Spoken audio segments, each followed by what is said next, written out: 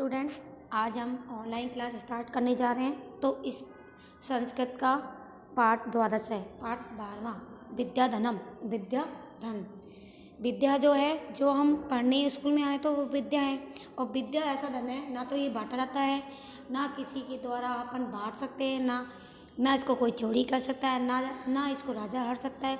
तो विद्या धन अपने ही काम आता है। तो पहले इसके शब्दार्थ समझा देती हूँ, उसके बाद हम इस चैप्टर के श्लोक करेंगे। चोर हार्यम, चोरों के द्वारा चुराने योग्य।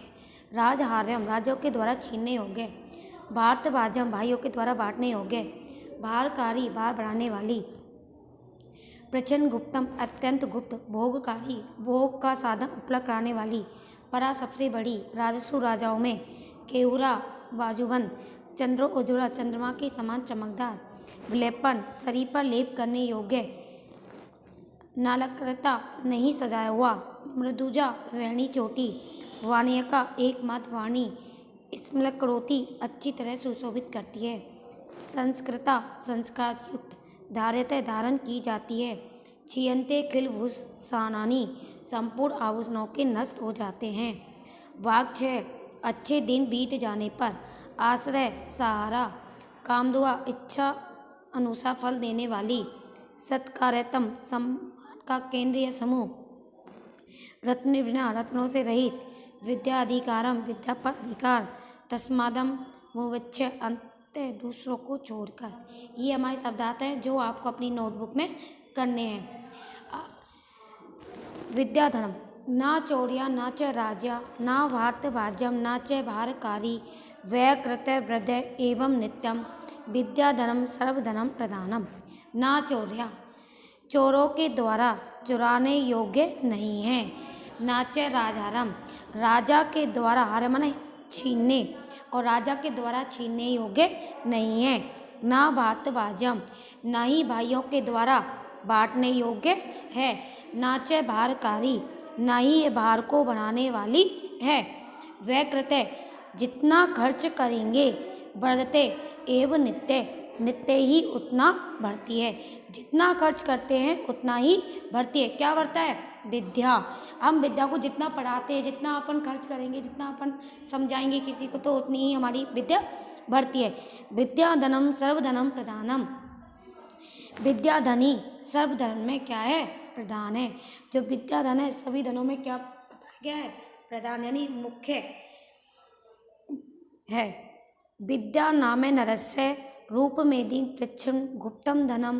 विद्या भोगकारी यसे सुखकरी। विद्या गुरुनाम गुरु। विद्या विदुजनो विदेशे गमनम। विद्या परा देवता। विद्या राजसु पूजते, न ही धनम विद्या वैनम पशु। विद्या नाम नरस्य, विद्या नरस्य रूप पृच्छम गुप्तम धनम। विद्या नर की, यानी कि विद्या नर माने लोगों की, रूप से भी अधिक छुपा हुआ धन है। क्या है ये? छुपा हुआ धन है। रूप, मनुष्य के रूप से भी अधिक छुपा हुआ धन है।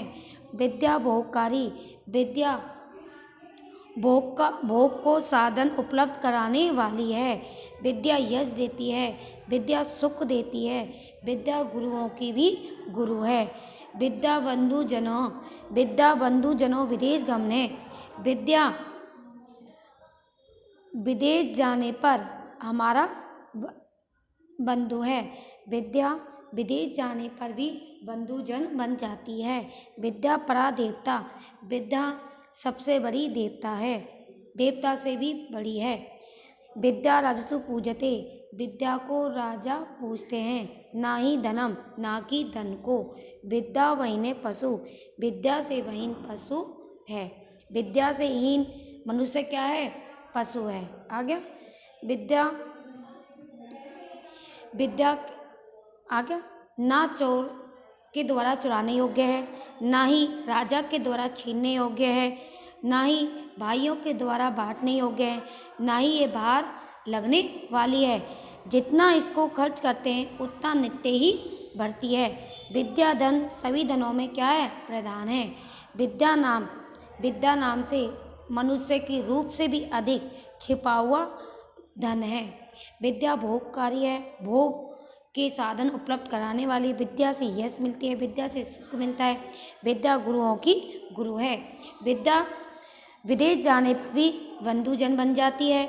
विद्या देवताओं से भी बड़ी है। विद्या को राजा पूजते हैं, ना कि धन को। विद्या से हीन मनुष्य पशु के समान है। आज मैं 2 श्लोक करवाए हैं और शब्दार्थ कराए हैं, तो आपको अपनी नोटबुक में दोनों श्लोकों का अर्थ और शब्दार्थ करने हैं। Thank you.